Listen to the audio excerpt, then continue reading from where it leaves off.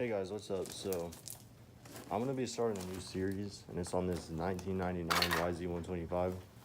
I got this in a trade for a CRF 150, and it needs some work. Luckily, the engine runs strong, carburetor is really clean, reeds are clean, airbox is clean, there's no air leaks, but there's some problems like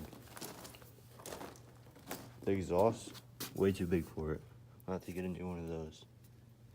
Clutch just like destroyed. I'm gonna have to get a whole new clutch kit for this thing, and bought some parts for it.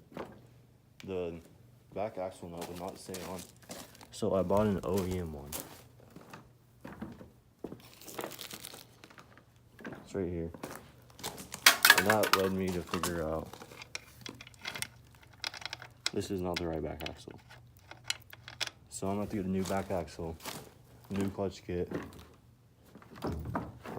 Got some other things. I need radiator fins.